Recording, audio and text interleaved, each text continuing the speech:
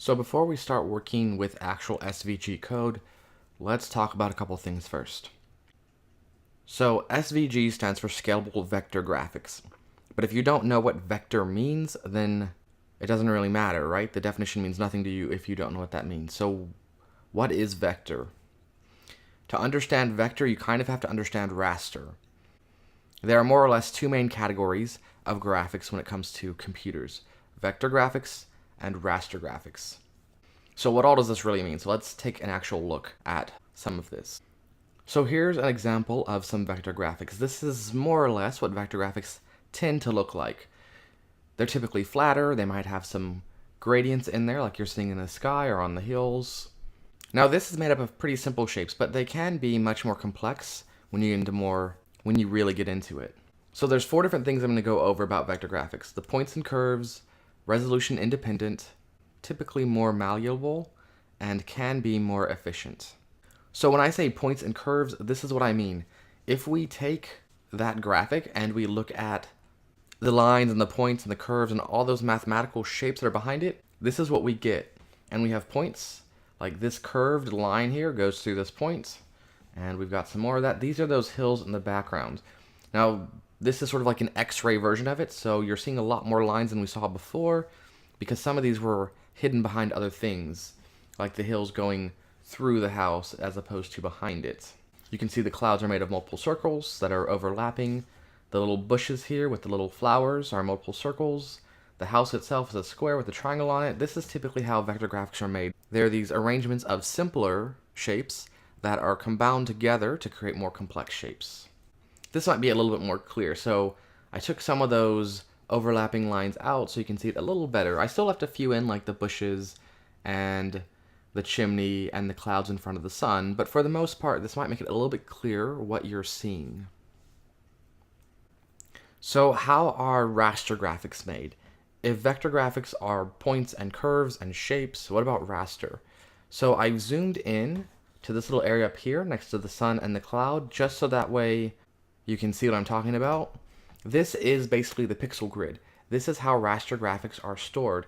You don't have a yellow circle, you have yellow dot, yellow dot, yellow dot, yellow dot, yellow dot, and so on, a whole bunch of them that just so happen to be in the shape of a circle.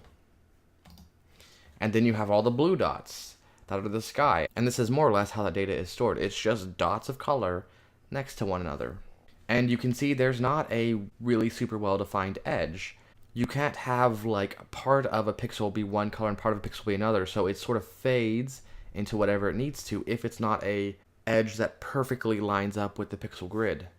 If I zoom into that same section in the vector version of the graphic, you can see here no pixels.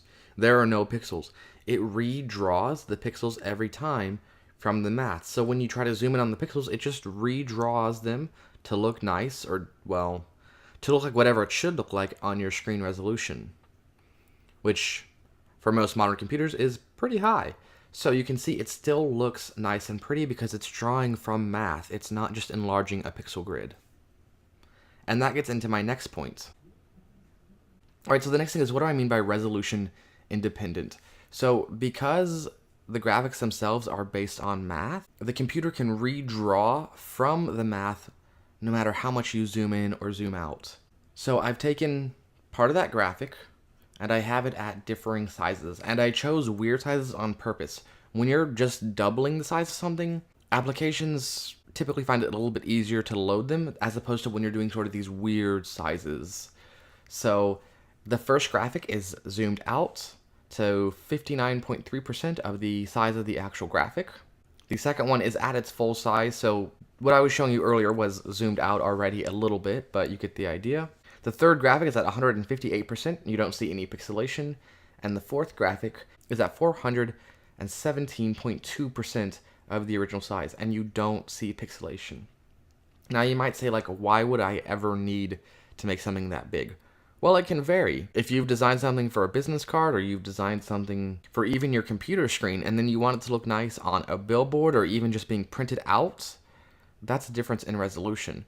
So typically, when it comes to something looking nice on your screen, we design at 72 pixels per square inch. But when you're printing something, the standard is 300 per square inch. And a lot of the high quality printers use 600 or even higher. So what looks nice on the screen, if you want it to print, you're going to have to make it larger. And if you want it to actually be large and be printed out, then you got to make it even larger. Having something that can be printed out at any size without having to recreate it and without it becoming pixelated is a pretty nice feature. Here's what it looks like in Raster Graphics. So this is like your JPEG or your PNG or something like that.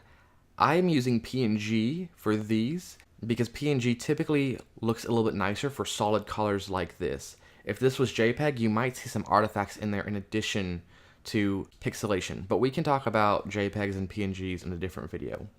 So the 59.3, that looks pretty good. If I go back and forth, looks about the same. 100% of course looks fine, but it's when we get to the enlarged ones where you start to see a noticeable difference. The 158 looks pretty good. I don't really see that much of an issue, but that 417.2%, that is definitely significantly pixelated. On the vector graphics, you can see how nice and sharp it is. When I jump back to the raster graphics, fuzzy. You lose a lot of detail, especially around those flowers. It might not be so concerning on the bush to the grass, but those flowers don't look so great. Vector graphics are also typically more malleable. So because everything is stored as mathematical principles, saying that I want the circle that was yellow to now be orange for this sunset isn't hard to do. You're just changing the value of the circle. Making the house more of a pinkish color instead of the white, not hard to do. Changing the colors of these gradients, not hard to do. None of this was hard to do. This took maybe, I don't know, 5 minutes to jump from the previous version, way up here, to this version there. Now, trying to do it with JPEG is a lot more complex because you don't have circles anymore. You don't have a square that represents a house. Instead, you just have a bunch of pixels that happen to be in the shape of a circle, or a bunch of pixels that happen to be in the shape of a square. So when you're trying to change the graphics, it's not as easy. I spent, I don't know, I think 15 minutes or so starting to try to make the same changes in Photoshop using raster format. And I got this far because I got tired of dealing with it, because it shouldn't take that long if you're making these graphics in the right formats. And you can even see too, part of the irritation that I had, you're getting a bit of jaggedness along the edges of here as I was trying to use some of the selection tools in Photoshop to limit and to sort of create these similar shapes for me. How much should I get done? I got the sky done. I got the sun done.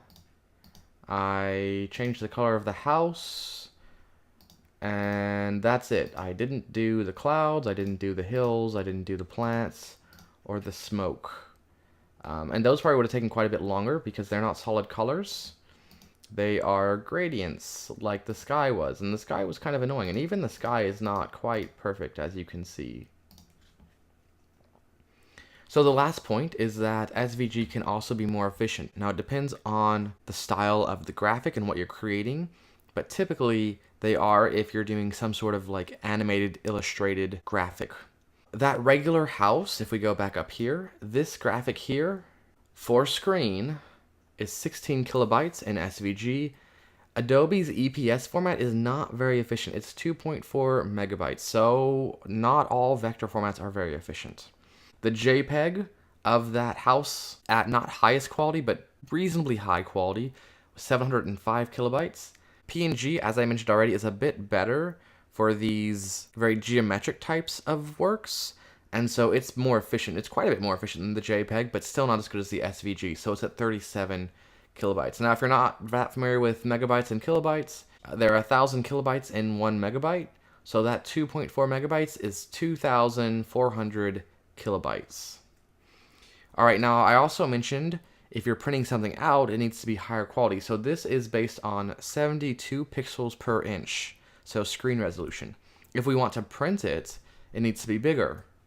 So this is for print. Notice the SVG and the EPS didn't change because it's resolution independent. You don't have to change it at all. You just tell it to load it bigger and it redraws it and it's fine. So SVG and EPS are still 16 kilobytes and 2.4 megabytes respectively. JPEG jumped up to 1.4 megabytes, which is now, starting to approach that crazy EPS size. And the PNG, which is the more efficient of those two for this style of graphic, is at 201 kilobytes. So 16 kilobytes on an efficient vector format versus 201 kilobytes on an efficient raster format.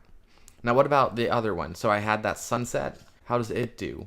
The sizes for that, on SVG, it's 25 kilobytes. On the EPS, it's 2.5 megabytes, so a bit bigger. The JPEG was 745 kilobytes. The PNG was 37 kilobytes, so still a bit bigger than the SVG. If we want to go to a version that's large enough for print, 25 kilobytes still for the SVG, 2.5 for the EPS, because once again, they're resolution independent. For the JPEG, that would be 1.8 megabytes, and for the PNG, 197 kilobytes. And of course, that doesn't even get into the issue of depending on how you're scaling it, whether or not it's going to be clear or not. Because if you had a smaller version and you scale it up and your graphics weren't vector, you're going to have a larger file size and it's going to be blurry. So that's it for this video about raster versus vector. I hope that gives you some explanation on the difference between the two.